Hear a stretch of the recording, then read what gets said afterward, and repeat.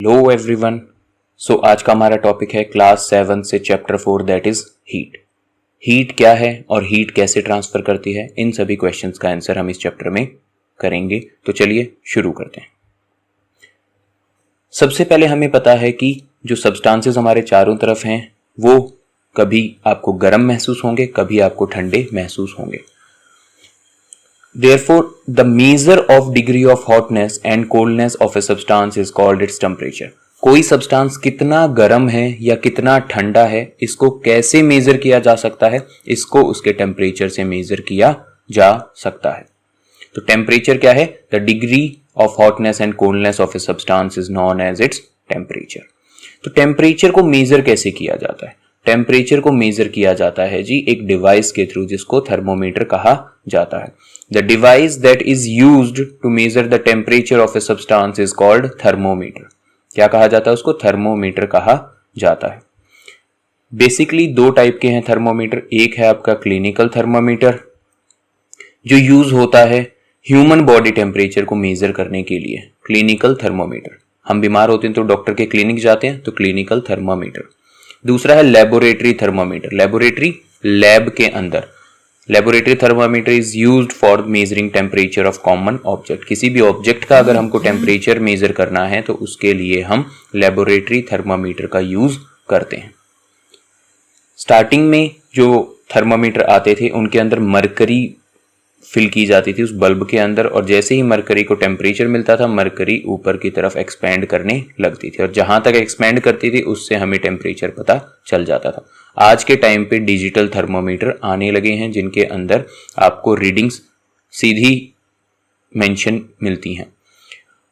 जो मरकरी वाले थर्मामीटर थे उनको डिस्कार्ड कर दिया गया है। क्यों कर दिया गया है? क्योंकि मरकरी एक टॉक्सिक सब्सटेंस है। बाई चांस ये बल्ब आपके माउथ के अंदर ब्रेक हो जाता है और मरकरी आपके माउथ में कहीं पे टच हो जाती है तो टॉक्सिक होने के कारण आपको बहुत ज्यादा नुकसान पहुंचा सकती है। आजकल आपने ऐसे थर्मल स्कैनर्स भी देखे होंगे, कोरोना के टाइम पे बहुत ज्यादा कॉमन है ये बॉडी टेम्परेचर को मेजर करने के लिए।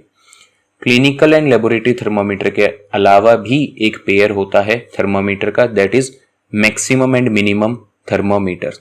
ये मैक्सिमम और मिनिमम थर्मोमीटर का इस्तेमाल किया जाता है हमारा जो डे है उसका मैक्सिमम और मिनिमम टेम्परेचर नोटिस करने के लिए। आप लोगों ने न्यूज़पेपर में देखा होगा कि आज का अधिकतम तापमान 40 डिग्री सेल्सियस और न्यूनतम तापमान 25 डिग्री सेल्सियस रहेगा। इस टेम्परेचर को, जो मैक्सिमम टेम्परेचर है और जो मिनिमम टेम्परेचर है, इसको मेजर करने के लिए हम मैक्सिमम एंड मिनिमम थर्मोमीटर का इस्तेमाल करते हैं। तो थर्मोमीटर को कैसे रीड किया जाता है? यहां पर आपको दिखाई दे रहा होगा कि यहां पर जो रीडिंग है that is up to here. तो इसको कैसे रीड किया जाता है?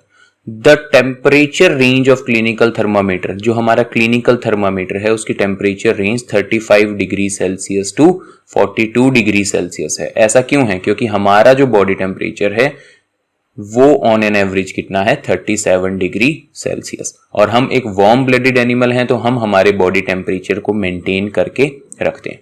तो यदि आपको फीवर हो जाए तो आपका 37 से थोड़ा सा ऊपर जा सकता है, इसीलिए जो रेंज है वो थोड़ी सी नैरो है, 35 degree Celsius to 42 degree Celsius. And that of laboratory thermometer, जो आपका लेबोरेटरी थर्मामीटर है उसकी जो रेंज है वो -10 डिग्री सेल्सियस से 110 डिग्री सेल्सियस होती है। ऐसा क्यों है? क्योंकि लैब के अंदर चीजें बहुत ज्यादा ठंडी भी हो सकती हैं। जो वाटर है उसका फ्रीजिंग पॉइंट 0 डिग्री सेल्सियस है और उसका मेल्टिंग पॉइंट 100 डिग्री सेल्सियस है। तो उससे दोनों ही रीडिंग क्या है? नीचे की तरफ है। ये जो लोअर रीडिंग है दैट इज -10 एंड जो अपर रीडिंग है दैट इज 110 डिग्री सेल्सियस। तो लेबोरेटरी थर्मोमीटर की रेंज काफी वाइड है जबकि क्लिनिकल थर्मोमीटर की रेंज काफी कम होती है। और जो यूनिट है टेम्परेचर की वो डिग्री सेल्सियस में नोटिस की जाती है। पहले के टाइम पे जो आपके थर्मोमीटर आते थे वो फ़ारेनहाइट स्केल में आपका टेम्परेचर बताते थे कि 98.6 डिग्री फ़ारेनहाइट आपका क्या है? बॉडी टेम्परेचर, जो किसके बराबर होता है? 37 डिग्री सेल्सियस के बराबर होता है। लेकिन अब सभी थर्मोमीटर डिग्री सेल्सियस के ऊपर ही वर्क करते हैं। कैसे नोटिस करेंगे? Note the temperature difference indicated between the two big marks.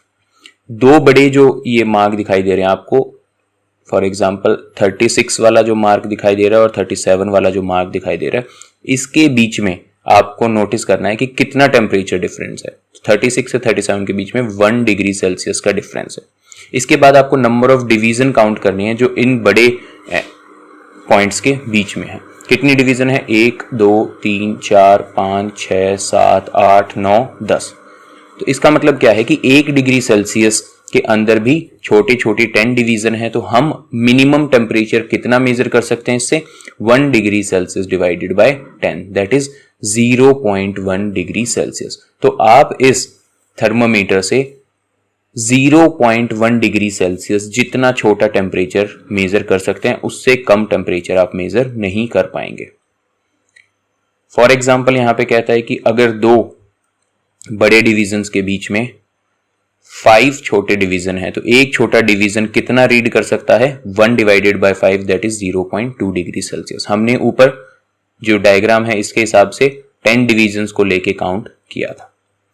Third step, thermometer को हमेशा वॉश करना है एंटीसेप्टिक सॉल्यूशन के साथ और हल्का सा उसको जर्क देना है, झटका देना है, ताकि जो मरकरी है, ऊपर जो मरकरी चढ़ी हुई है वो नीचे की तरफ आ जाए, और उसको फर्मली होल्ड करना है, कहीं झटका देते टाइम आप उसको नीचे गिरा दें। Ensure that the level of mercury falls below 35 degree Celsius. जो मरकरी का लेवल है वो 35 डिग्री सेल्सियस से नीचे आ जाना चाहिए, उसी के बाद आप उसको यूज करेंगे। Now place the bulb of the thermometer under your tongue. अपनी टंग के नीचे उस थर्मोमीटर को लगा दीजिए। उसके सामने जो बल्ब होता है, आगे की तरफ जो बल्ब लाइक स्ट्रक्चर होता है, उसको अपनी जीभ के नीचे लगाइए। Take thermometer out after 1 minute. 1 minute के बाद बाहर निकालिए उसको और रीडिंग को नोट कीजिए। जितना डिग्री सेल्सियस में आपका टेम्परेचर उसमें दिखाई देगा, वो आपका उस समय का बॉडी टेम्परेचर होगा। एक किंक नाम की चीज प्रेजेंट होती है। ये बल्ब लाइक जो स्ट्रक्चर आपको दिखाई दे रहा है, this is known as kink. ये सिर्फ और सिर्फ आपका क्लिनिकल थर्मोमीटर में प्रेजेंट होता है, लेबोरेटरी थर्मोमीटर में प्रेजेंट नहीं होता है। इस किंक का काम क्या होता है कि जैसे ही मैंने थर्मामीटर को अपने माउथ से बाहर निकाला, तो जो मर्करी लेवल है वो सडनली फॉल ना कर जाए। सडनली फॉल ना कर जाए, उस चीज को कौन प्रिवेंट करता है? किंक प्रिवेंट करता है। जबकि लेबोरेटरी थर्मोमीटर में किंक ना होने की वजह से हमेशा जब भी हमें लेबोरेटरी थर्मोमीटर में रीडिंग लेनी है, तो जब हमने उस सॉल्यूशन के अंदर उस थर्मामीटर को लगा रखा है, तो एक तो वो बल्ब पूरा अंदर उसके डिप होना चाहिए, और दूसरी बात उसके अंदर लगे लगे ही मुझे क्या करना पड़ेगा? इसी पोजीशन में रीडिंग को नोट करना पड़ेगा। बाय चांस मैंने इस लेबोरेटरी थर्मामीटर को बाहर निकाल के रीड करने की कोशिश की, तो ये किंक ना प्रेजेंट होने की वजह से टेम्परेचर सडनली फॉल कर जाता है, तो आपकी जो रीडिंग आएंगी वो गलत आएंगी। तो किंक का रोल क्या है? It prevents mercury level from falling on its own. Mercury level को नीचे नहीं गिरने देता है।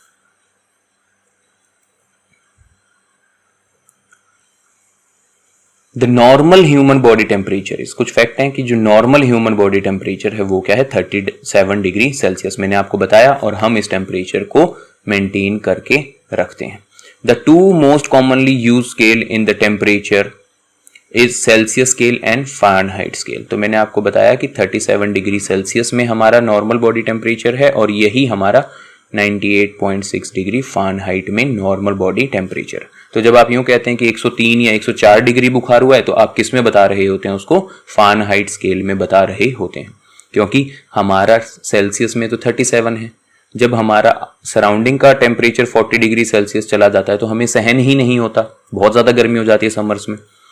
तो अगर 100 बोलेंगे तो 100 डिग्री सेल्सियस तो बहुत ज़्यादा हो जाएगा, हमारी बॉडी उबल जाएगी जी।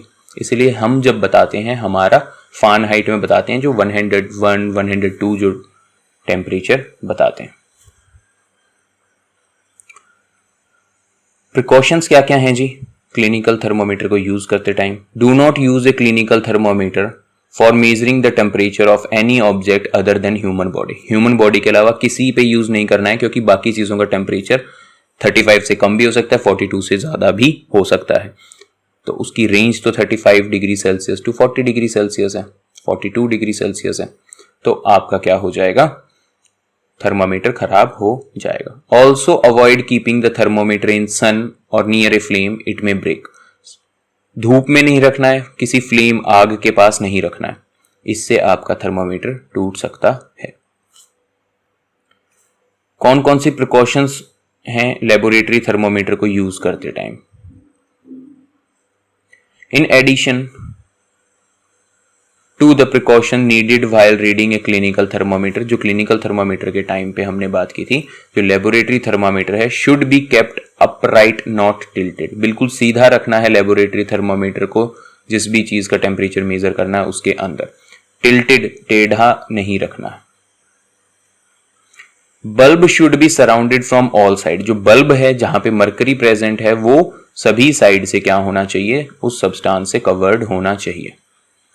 By the substance of which the temperature is to be measured, the bulb should not touch the surface of the container, ना तो वॉल्स को टच करे वो बल्ब, ना ही बॉटम को टच करे, ये बीच में सस्पेंडेड होना चाहिए उस सब्सटेंस के। तो ये चीजें ध्यान रखनी है। और एक मैंने आपको और बताया कि उसको सब्सटेंस के अंदर लगे लगे ही उसमें से रीडिंग को नोट करना है। सो ट्रांसफर ऑफ हीट, हीट कैसे एक जगह से दूसरी जगह ट्रांसफर होती है। इसके 3 मोड हैं, एक है कंडक्शन, एक है कन्वेक्शन और एक है रेडिएशन। तो अब हम इन तीनों के बारे में डिटेल से अलग अलग पढ़ेंगे। सबसे पहले कंडक्शन के बारे में देखते हैं। Conduction, the transfer of heat in solids usually takes place by this method. हमें पता है कि मैटर की 3 स्टेट होती हैं, सॉलिड, लिक्विड एंड गैस। तो जो हीट का ट्रांसफर होता है सॉलिड्स के अंदर वो कंडक्शन के थ्रू होता है। Substances that allow heat to pass through them quite easily are called conductor. वो सब्सटेंसेस जो अपने अंदर से हीट को आसानी से पास होने दें उनको कंडक्टर्स कहा जाता है, और जो ऐसा ना होने दें उनको इंसुलेटर कहा जाता है। तो यहां पर फिर से उसकी डेफिनेशन मेंशन है, the substances that allow heat to pass through them are called conductors of heat. Iron, copper, aluminium are some examples of conductor. तो वो सब्सटेंस जो अपने अंदर से हीट को आसानी से पास होने दें उनको गुड कंडक्टर कहा जाता है। The substances that do not allow heat to pass through them are called poor conductor of heat और इंसुलेटर। जो अपने अंदर से हीट को आसानी से पास ना होने दें उनको पुअर कंडक्टर ऑफ हीट या इंसुलेटर कहा जाता है। प्लास्टिक है, वुड है, ये इंसुलेटर के कुछ एग्जाम्पल है। इसके साथ rubber is also an poor conductor of heat. इसीलिए जितने भी हमारे घर में यूटेंसिल्स हैं उनका जो हैंडल होता है उसके ऊपर या तो आपको वुड लगी मिलेगी या रबर लगा मिलेगा या प्लास्टिक से उसके हैंडल को कवर किया जाता है, क्योंकि ये अपने अंदर से हीट को ट्रांसफर नहीं होने देते हैं। तो जो सॉलिड के अंदर हीट ट्रांसफर होती है वो कंडक्शन के थ्रू होती है। जो second mode of transfer of heat है that is convection. So the transfer of heat in liquids and gases takes place by convection. Land breeze, sea breeze are the result of unequal heating of air present over the land and sea by the sun. तो हमने बात की थी कि solids के अंदर तो conduction के थ्रू हीट ट्रांसफर होती है, लेकिन लिक्विड और गैसेस के अंदर जो आपकी हीट ट्रांसफर होती है वो कन्वेक्शन के थ्रू होती है। अब कंडक्शन और कन्वेक्शन में क्या फर्क है? जो कंडक्शन है उसके अंदर हीट ट्रांसफर होती तो है लेकिन उसमें पार्टिकल्स पार्टिसिपेट नहीं करते हैं। जो सॉलिड के पार्टिकल्स हैं उनके पास स्पेस तो है नहीं एक जगह से दूसरी जगह मूव करने के लिए, तो पार्टिकल्स हीट को लेके ट्रांसफर नहीं होते हैं, इधर उधर नहीं जाते हैं, हीट उन पार्टिकल्स के थ्रू ट्रांसफर हो जाती है। लेकिन जो लिक्विड और गैस हैं उनके अंदर पार्टिकल्स ही हीट को ट्रांसफर करवाते हैं। आपने देखा होगा कभी आपने यूटेंसिल को के अंदर पानी डाल के उसको हीट करने के लिए रखा होगा तो वाटर के मॉलिक्यूल्स ऊपर की तरफ आते हैं और साइड से ठंडे वाटर के मॉलिक्यूल्स नीचे की तरफ जाते हैं। गर्म ऊपर आते हैं, ठंडे नीचे की तरफ जाते हैं। तो इसमें जो हीट ट्रांसफर हो रही है वो पार्टिकल्स की एक्चुअल मूवमेंट की वजह से हो रही है, इसीलिए उसको क्या कहा जाता है? कन्वेक्शन कहा जाता है। लेकिन कंडक्शन के अंदर पार्टिकल्स की मूवमेंट नहीं होती है। जो third mode of heat transfer है that is radiation. So the transfer of heat by radiation requires no medium. Radiation को ट्रांसफर होने के लिए किसी मीडियम की जरूरत नहीं है। हमें याद है कि जो सन से जो लाइट रेज आती हैं, जो हीट हम तक पहुंचती है, वो हमारे किस में से आ रही है? आउटर स्पेस में से आ रही है, और आउटर स्पेस में कोई भी मीडियम प्रेजेंट नहीं है। तो वो mode of transfer of heat, जिसमें हीट ट्रांसफर हो बिना किसी मीडियम के, उसको हम कह सकते हैं radiation. Heating of earth by sun is an example of heat transfer by the radiation. तो रेडिएशन वो प्रोसेस है जिसमें हीट ट्रांसफर होती है लेकिन उसको किसी मीडियम की जरूरत नहीं होती। हो भी सकता है मीडियम और नहीं भी होगा तो भी हीट ट्रांसफर हो जाएगी। तो यहां पर जो एग्जांपल लिया गया है इसमें तीनों को ही एक साथ बताने की कोशिश की गई है। मैंने एक मेटेलिक रॉड ली, उसको फ्लेम के ऊपर किया, तो इसमें जो हीट ट्रांसफर हुई है उसमें पार्टिकल्स की मूवमेंट नहीं हुई है और इस मेथड को बोलते हैं क्या, कंडक्शन। इसमें एक एंड को आप फ्लेम में रखते हैं तो दूसरा एंड थोड़े टाइम के बाद गर्म हो जाता है, तो हीट उसमें ट्रांसफर होती है। जो एयर ऊपर प्रेजेंट है इस फ्लेम के, आपने कभी हाथ ऊपर किया हो तो ऊपर तक बहुत ज्यादा गर्मी लग रही है क्योंकि जो हीट ट्रांसफर हो रही है वो एयर के थ्रू, और एयर क्या है, एक गैस, मिक्सचर ऑफ गैस है। तो एयर के थ्रू जो हीट ट्रांसफर होती है वो कन्वेक्शन का एग्जांपल है। अब आपने देखा कि जो गर्म हवा है, गर्म हवा हमेशा क्या होती है, ऊपर की तरफ उठती है। यहां पर तो गर्म हवा नहीं जा रही है, तो जो हीट साइड में ट्रांसफर हो रही है वो कौन से प्रोसेस के थ्रू हो रही है, रेडिएशन के थ्रू हो रही है। तो ये थे वो तीन mode of transfer of heat. Next is your land breeze, sea bridge. अब समुद्र से आने वाले हवाओं के बारे में बात करते हैं। सी ब्रीज, समुद्र से आने वाली हवा को सी ब्रीज कहा जाता है। क्या होता है, ध्यान से सुनिएगा। जो जमीन है, जो लैंड है, वो गर्म भी जल्दी होती है। क्या होती है, गर्म भी जल्दी होती है और ठंडी भी जल्दी हो जाती है। जबकि जो समुद्र है, जो वाटर है समुद्र के अंदर, वो गर्म भी धीरे धीरे होता है और ठंडा भी धीरे धीरे होता है। ये प्रॉपर्टी है लैंड और वाटर की। जो जमीन है वो जल्दी से गर्म हो जाती है और जल्दी ही ठंडी हो जाती है, और जो पानी है वो धीरे धीरे गर्म होता है और धीरे धीरे ही ठंडा होता है। तो जो आपकी जमीन है वो गर्म भी जल्दी हो जाती है और ठंडी भी जल्दी हो जाती है, जबकि जो पानी है वो गर्म भी धीरे धीरे होता है और ठंडा भी धीरे धीरे होता है। इससे दिन के समय क्या होता है, डे टाइम में क्या होता है, जो जमीन है उसके ऊपर की जो एयर है वो गर्म हो जाती है। जो जमीन है और उसके ऊपर की जो एयर है वो गर्म हो जाती है, जो फिर ऊपर की तरफ उठने लगती है। और जो एयर प्रेजेंट है समुद्र के ऊपर, वाटर के ऊपर जो एयर प्रेजेंट है वो ठंडी है। तो गर्म हवा जब ऊपर उठेगी तो यहां पर एयर का एक लो प्रेशर रीजन बन जाएगा। लो प्रेशर रीजन बनने की वजह से हाई प्रेशर रीजन की तरफ से ठंडी हवा कहां आएगी, इस लो प्रेशर रीजन की तरफ आएगी। तो समुद्र से आने वाली इस ठंडी हवा को सी ब्रीज बोला जाता है। फिर ये गर्म हवा जो ऊपर उठी है ये ठंडी होने के लिए कहां जाएगी, समुद्र की तरफ जाएगी, और ऊपर वाली हवा नीचे आ जाएगी। तो इस प्रकार से एक कंप्लीट साइकिल बनती है जिसमें जो हवा है वो दिन के समय कहां से, समुद्र से जमीन की तरफ आती है, क्योंकि जमीन के ऊपर वाली हवा जल्दी गर्म होने की वजह से ऊपर उठ जाती है, फिर वो ठंडी होने के लिए समुद्र की तरफ जाती है। This is your sea breeze. The people living in the coastal areas experiences an interesting phenomena during the day। दिन के समय जो लैंड है gets heated faster than the water। जमीन पानी से जल्दी गर्म हो जाती है। The air over the land becomes hotter and rises up। जो एयर प्रेजेंट है लैंड के ऊपर वो गर्म होती है और ऊपर की तरफ उठती है। The cooler air from the sea rushes in towards the land to take its place। तो जो गर्म हवा ऊपर उठी है उसकी जगह जो खाली स्पेस बनी है अभी, वहां पर समुद्र की तरफ से ठंडी हवा आती है। जो वार्म एयर है लैंड से वो मूव करती है समुद्र की तरफ इस साइकिल को कंप्लीट करने के लिए, और इसी को कहा जाता है सी ब्रीज। क्या कहा जाता है इसको, सी ब्रीज कहा जाता है। Next is your land breeze, जमीन की तरफ से हवा। रात के समय एग्जैक्टली अपोजिट होता है।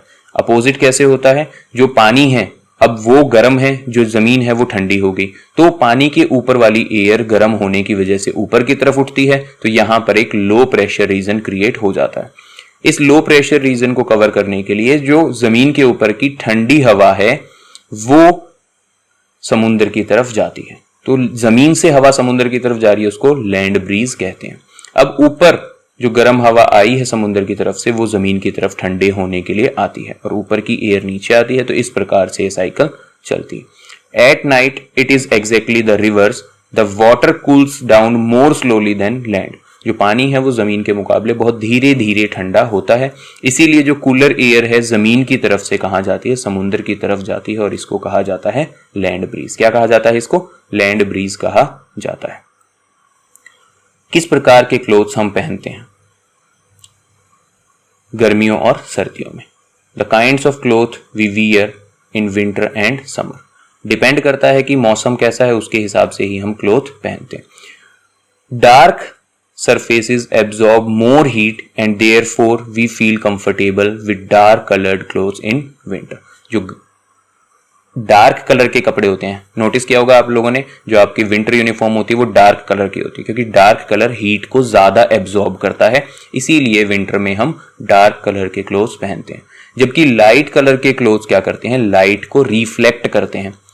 लाइट और जो हीट है वो उससे टकरा के वापस चली जाती है, तो रिफ्लेक्ट कर देते हैं ज्यादातर हीट को जो लाइट कलर के क्लोथ्स के ऊपर गिर रही है, और इसकी वजह से हमें गर्मियों में ज्यादा कंफर्टेबल फील होता है। तो हम गर्मियों में कौन से कपड़े पहनते हैं, लाइट कलर्ड क्लोथ्स पहनते हैं, क्योंकि लाइट कलर्ड क्लोथ्स हीट को रिफ्लेक्ट कर देते हैं। जबकि विंटर में हम डार्क कलर्ड क्लोथ्स पहनते हैं, क्योंकि वो हीट को ज्यादा एब्जॉर्ब करते हैं।